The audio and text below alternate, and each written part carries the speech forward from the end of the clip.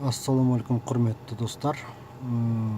Қазір мен сіздерге қалай парковка жасауды көрсетейін. Парковканың түрлері бар. Соның бірі боковая парковка дейді. Боковая бір жағынан перпендикулярный. Мысалы үшін мына жаққа қарасаңыз, мына жерде бір қоңыр түсті көлік тұр. Соның жанына келіп, біз арт жақтан келіп қоюымыз керек. Ол үшін біз не істеуіміз керек? Біз деген көлігімізді сол машинаға перпендикуляр ретінде әкеліп қоямыз. Яғни біз мына біздің жанымыз, есігіміз бен ол тұрған машинаның арасы шамамен 1 немесе 1,5 метр корпус машинаға да. Енді арт кесікке қарасақ, арт кесікте 3 бұрыш не бар да, 3 бұрышты әйнек бар. Соған қараймыз да ақырындап жүре береміз. Мына көліктің сол жақ фарасы сол жерге келіп, сол 3 бұрышқа келу керек. Көрдіңіздер ме? Келді. Келген кезде тоқтаймыз. Енді арт жақ коробканы арт жаққа қоямыз. Аварийканы жағамыз. Енді рульді тоқтағанша бұра береміз. 1,5 бұрып бұрылады. Енді мына айнаға қараймыз да, ақырындап жүреміз. Немесе мына айнаға қараймыз, оң жақтағы. Қарап тұрсаңыз, көріп тұрмыз машинаны.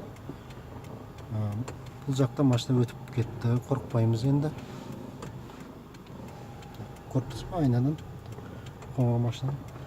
Енді сол жаққа да қараймыз, өйткені сол жақта да машина болып қалуы мүмкін. Енді бүйтіп қарасаңыздар, машина жанымызда тұр. Айнаға қарасаңыз, ол көрдіңіз бе, тимейміз. Енді ол строго параллель болғанша жүреміз да, параллель болған кезде рульді кері қарай орнына айландырып келеміз. 1,5 бұрып кері қарай бұраймыз.